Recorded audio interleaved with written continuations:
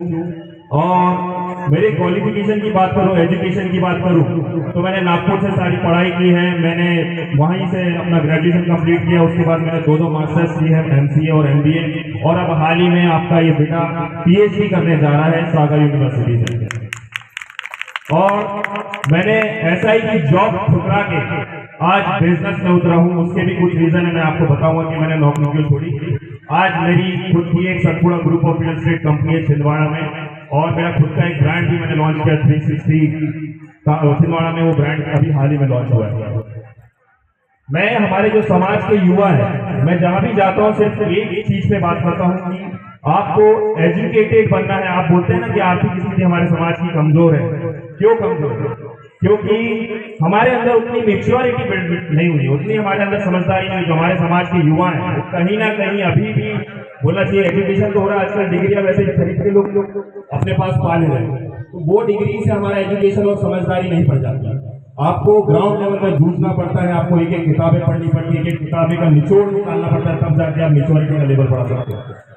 ऐसे ही आप समझदार नहीं हो पाओगे। एजुकेशन की बात करूं, कई बच्चे क्या कर रहे हैं, अभी गांव से बेचारे उनके जो खेती किसानी करते हैं माँ बाप, शहर में जाते हैं, कोचिंग इंस्टीट्यूट में जा रहे हैं, पढ़ाई कर रहे हैं, माँ बाप को बोल रहे हैं कि हम कोचिंग कर रहे हैं, हमें इतने पैसे नहीं दीजिए। बेचारे माँ बाप मजदूरी करते हैं, उनके लिए जैसे तैसे जुगाड़ करके मेरा बेटा पढ़ रहा है या मेरी बेटी पढ़ रही है शहर में, तो उन्हें पैसे पहुंचाते हैं। पर रियलिटी में हम जाते हैं, मैं भी एक स्टूडेंट हूँ इसलिए मैं ये बात रख रहा हूँ सामने, हर बच्चा नहीं करता है, लेकिन 70-80% हमारे समाज के बच्चे हैं वो यही कर रहे हैं शहर में।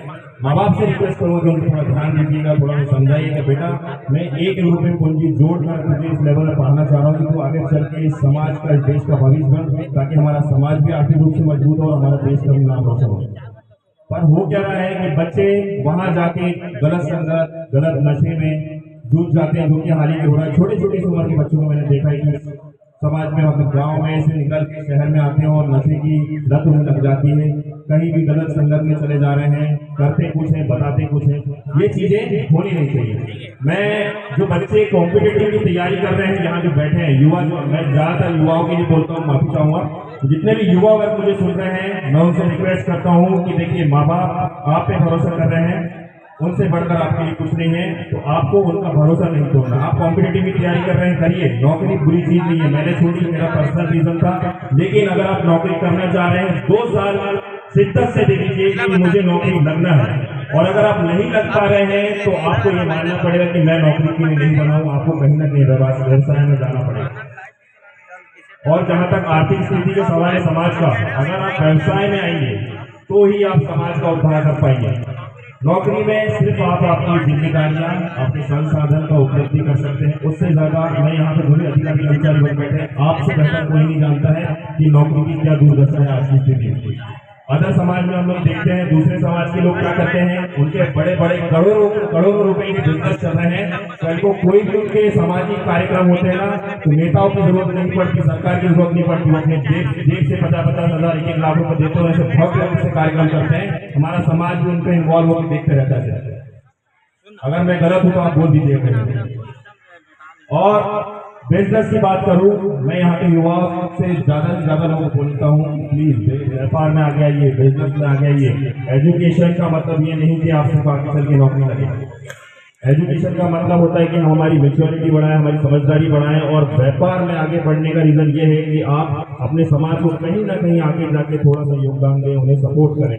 आज हमारे बीच जैसे देवरामन बनावी जी है, ऐसे हमारे पास बहुत से क्रांतिकारी जो हमारे समाज के लिए लड़ने भिड़ने और मरने से नहीं डरते हैं, लेकिन ये इनकी भी एक सीमा होती है कि आगे चल के कहीं ना कहीं टूटते हैं। हमें समझ में आता है किस रीजन से टूटते हैं कि आर्थिक स्थिति।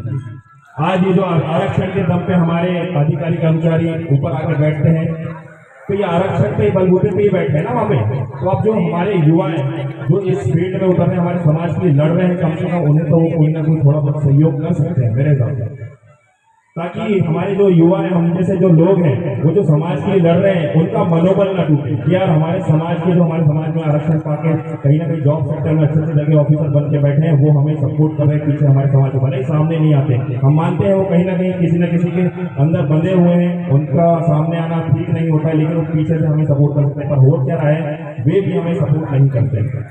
ये जो अंदर की भड़ास निकल रही है वो ऐसे ही नहीं निकल रही, ये रियलिटी है। यहाँ पे आके मैं अगर आपको चिकनी चुपड़ी बातें करूंगा, आप मुझे कुछ समय तक अच्छा समझेंगे। मैं अपने आप को अच्छा साबित करने नहीं आया हूँ।